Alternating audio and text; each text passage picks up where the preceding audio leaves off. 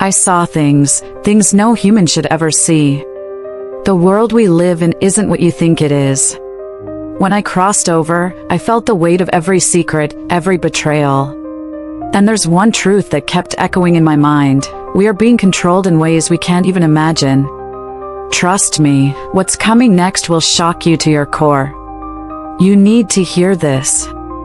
Before we proceed into this incredible story, I want to ask you to take a moment and show your support. If you find this message meaningful, make sure to like, subscribe, and share it with someone who might need to hear it. And hey, I'd love to hear your thoughts. Drop a prayer or any words of encouragement in the comments below. Let's build a community of hope and strength together. Now, let's jump into the story. I don't know how to explain it fully, but I'll do my best. One moment, I was lying there, lifeless. The next, I found myself floating, weightless, but not free. I felt pulled, almost like something unseen had reached out and grabbed me.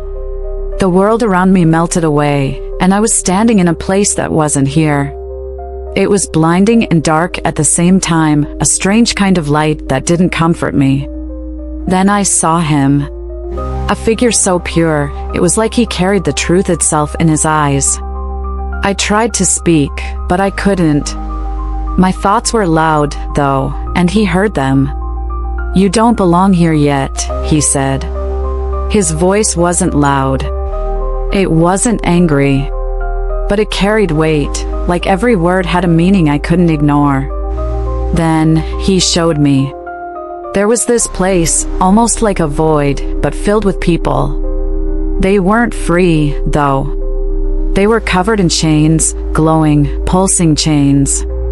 And they didn't seem to notice. They laughed. They scrolled on devices. Some stared blankly, hypnotized by glowing screens. At first, I thought, what's wrong with them? Why don't they break free? But then I looked closer. The chains weren't just metal or light. They were alive, almost feeding on the people they trapped. And I saw the names written on them: anxiety, lust, envy, pride. It was horrifying.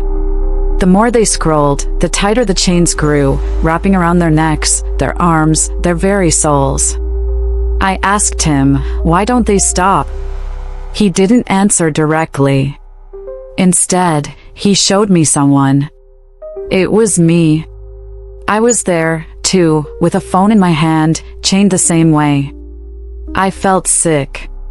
I turned to him and asked, how do I break free? How do they break free? But before he could answer, the scene shifted. The chains grew longer, stretching out into a place I couldn't see yet. And he said, this is just the beginning. Watch. The moment he said those words, my heart raced. I didn't want to see more, but I couldn't look away. The chains were moving, pulling everyone deeper into something darker. And where they led, it was far worse than I imagined. When the vision shifted, I thought I had seen the worst of it. I was wrong. I saw a massive pit, stretching endlessly, filled with people. They were everywhere, lost in their screens.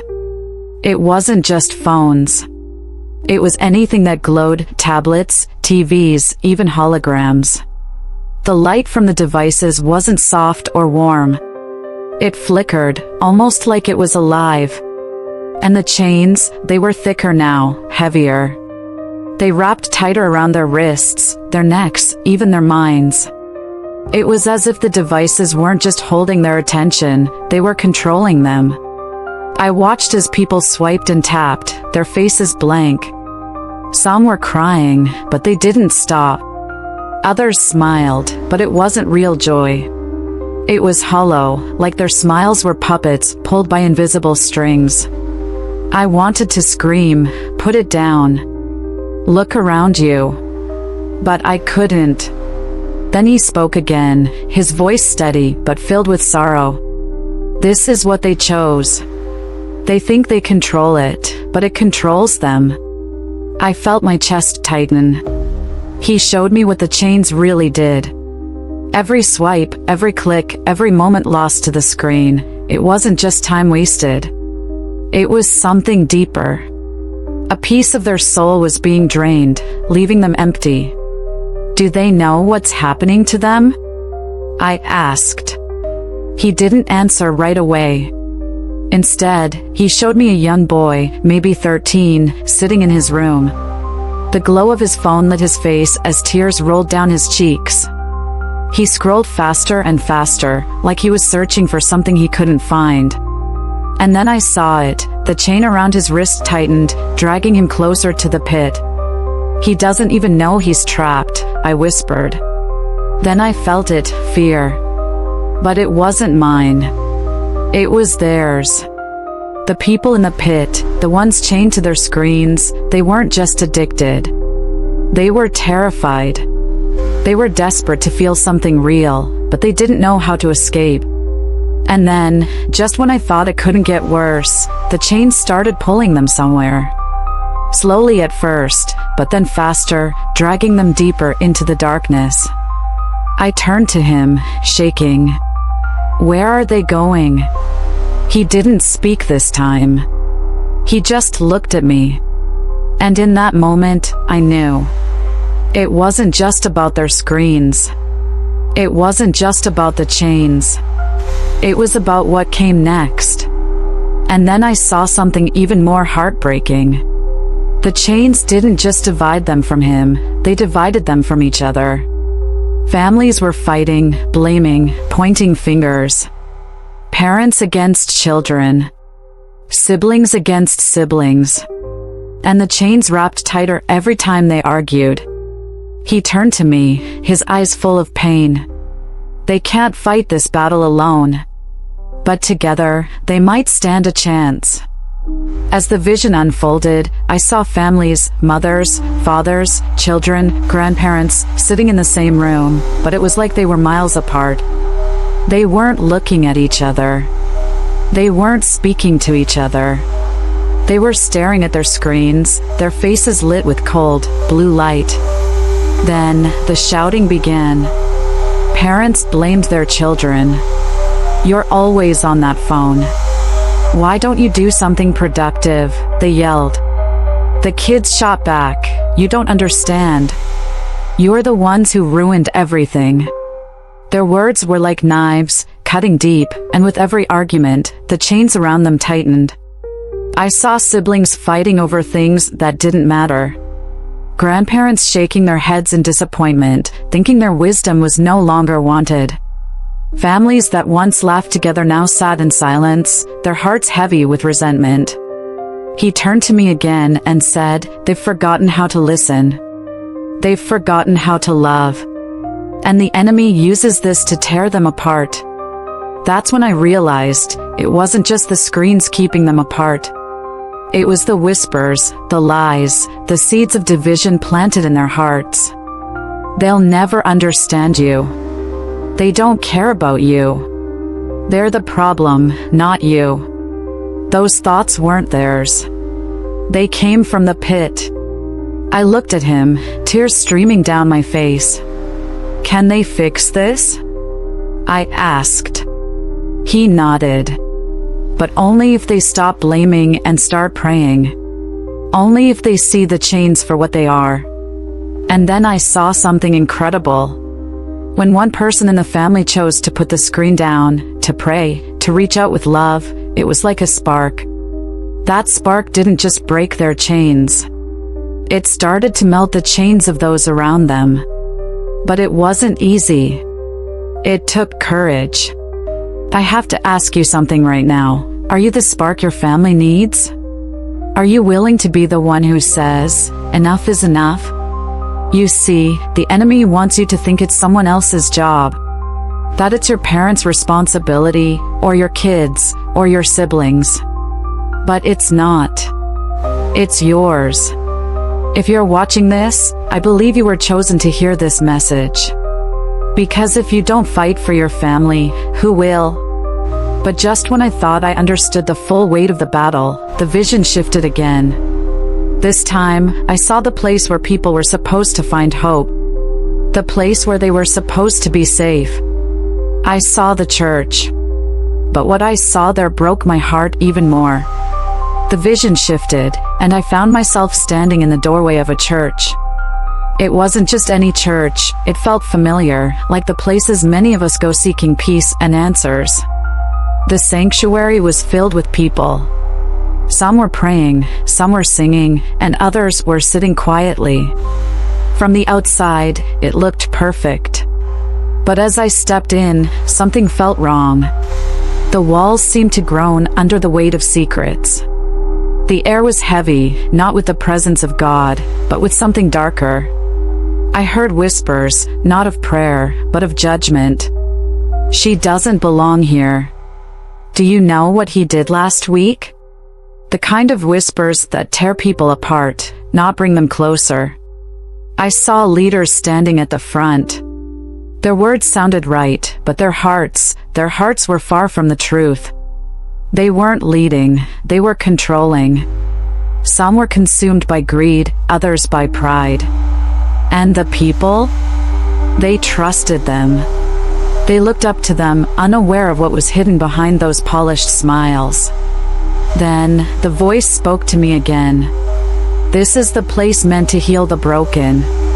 But look at how the enemy has planted division even here. I turned and saw people leaving, their faces full of disappointment and hurt. Some were crying, saying, I thought this was where I'd find God. Others were angry, swearing never to return. And there, in the shadows, I saw him, the enemy, laughing. I couldn't believe it. This was supposed to be sacred ground. How did it come to this? The voice grew louder. They have traded truth for power. They have traded love for pride. And my people suffer because of it. I don't know about you, but that moment shook me to my core. How many times have we walked into places like this, hoping for answers, only to feel more lost? How many people have turned away from faith because of what they've experienced, not from God, but from man? And yet, there was hope. Because not everyone in the church had fallen. I saw a few men and women, young and old, kneeling in prayer, tears streaming down their faces. They weren't there for appearances. They weren't there for power. They were there because they truly believed. And as they prayed, light began to break through the darkness. The enemy stepped back, snarling. The power of their faith, it was real, it was raw, and it was enough to push back the lies. I need to ask you, have you been hurt by the church? Have you felt betrayed by the people you thought you could trust? If you have, you're not alone. But let me tell you something, don't let that pain keep you from the truth. Don't let the actions of a few blind you to the love of the one who will never fail you. There's a battle happening, and it's not just outside the church walls. It's inside. And we're called to fight, not with anger, but with prayer. Not with division, but with love. But prayer isn't passive. It's not weak. And as the vision continued, I saw what happens when people come together, not just in prayer, but in unity. It was like watching chains snap, one after another. The question is, are you ready to join the fight? I stood there in the silence, watching as the tension in the air thickened.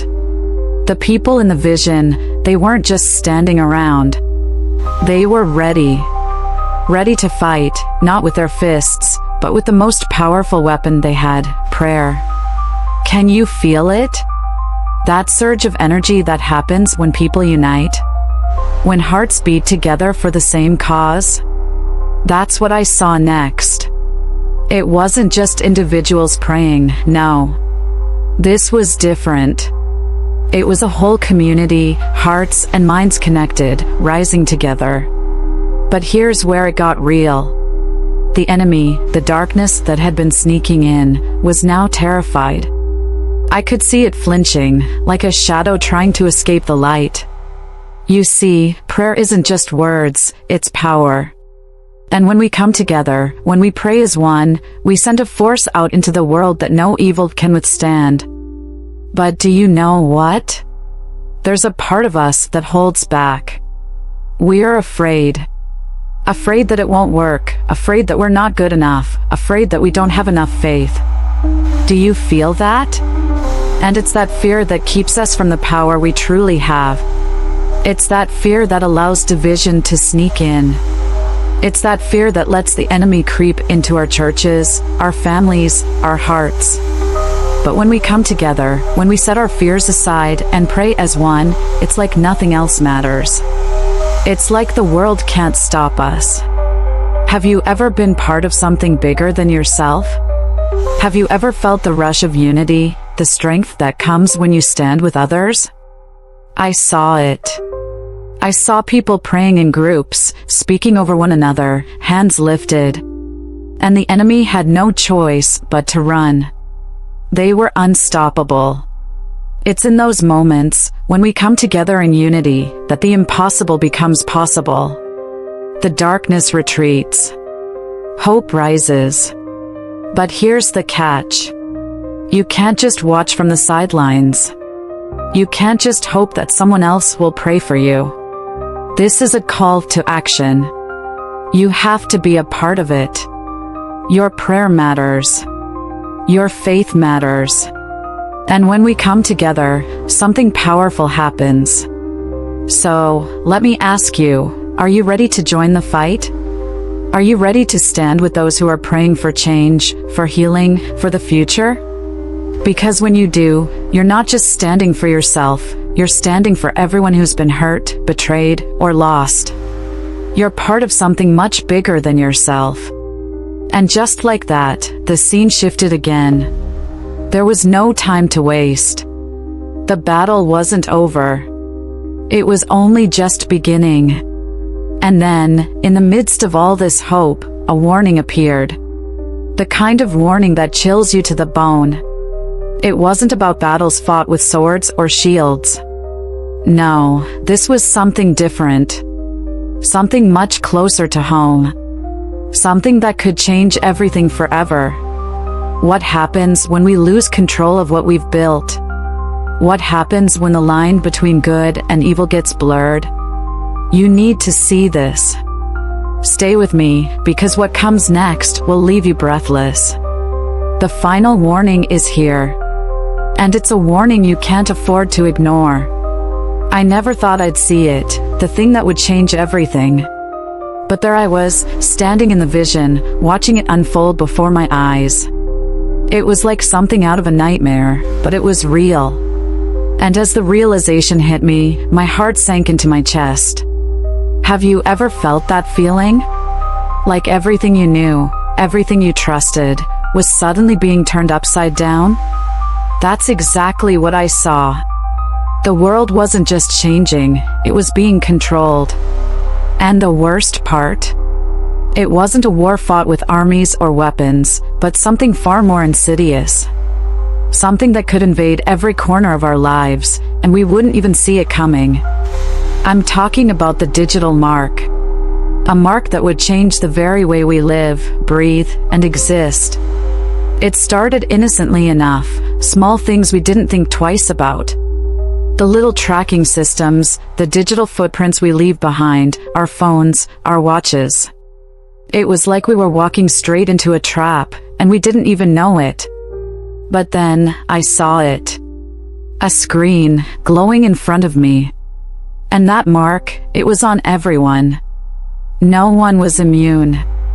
No one was safe. It wasn't just a symbol or a number.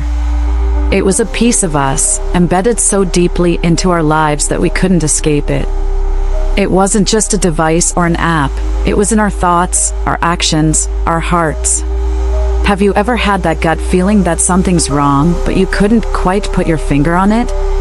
I know I did.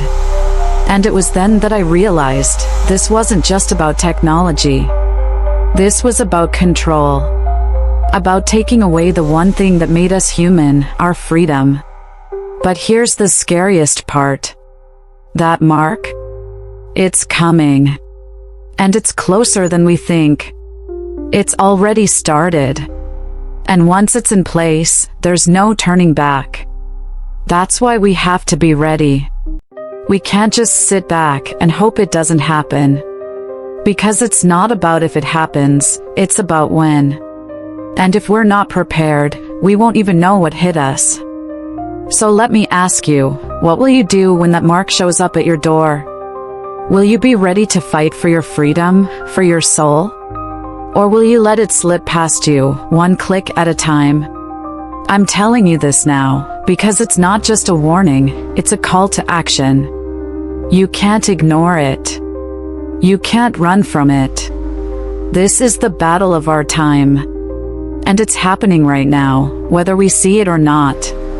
And just as I stood there, gripped by the weight of what I had seen, a shift happened. It wasn't over. Not by a long shot. There was still time. There was still hope. But we had to act. We had to stand together, stronger than ever before. What happens next? Well, that's up to us. Are we ready to fight for what matters? Are we ready to protect what's been given to us? Stick with me, because what comes next will give you the answers you need. This isn't the end. It's just the beginning. As I stand here today, sharing my experience with you, I can't help but feel the weight of everything I've seen. It's hard to put into words, but I know one thing for sure, the world is changing. The signs are there, and whether we choose to acknowledge them or not, they are real. We're being tested, pushed to see if we will stand up, speak out, and fight for what's ours. I've been to the other side. I've seen the truth that lies beneath the surface. It's not some grand revelation that only a few will understand, it's something that affects all of us. We're all connected, and what happens next isn't just about one person or one group, it's about everyone. But here's the question, are you ready? Are you ready to stand up, not just for yourself, but for your family, your friends, your community? It's easy to think that these things don't matter, that we can ignore the warning signs. But deep down, we all know the truth. If we don't act now, if we don't come together, it will be too late. I don't want that for you. I don't want you to look back and think, I should have done something. I could have made a difference. You can make a difference. But you need to decide now, before the world around us keeps slipping away. Think about it. This isn't just about surviving, it's about thriving. It's about ensuring that we don't lose ourselves, that we don't fall into a trap we didn't even know existed. But it starts with you. It starts with how you choose to move forward from here. Right now, you have a choice. You can either go back to your daily life, ignore the signs, and hope everything will work itself out. Or, you can join in, stand with those who are ready to fight, and help protect what matters. This is your moment. Don't let it slip away. Will you be a part of the change, or will you let it pass you by? The time to act is now. The clock is ticking, and I can't promise what tomorrow will bring. But I can promise this, you're not alone. We are in this together. Let's make sure we don't face the future unprepared. Let's make sure that when we look back, we can say, we stood tall. We made a difference. So, what will you do? Thank you for sticking with us through this journey. But this isn't the end, it's just the beginning. If you believe in the power of prayer and unity, like, subscribe, and share this message with others who need to hear it. We've got to spread this far and wide. And don't forget, leave a prayer or your thoughts in the comments below. Let's create a wave of positive change together. Keep praying, keep believing, and let's make a difference.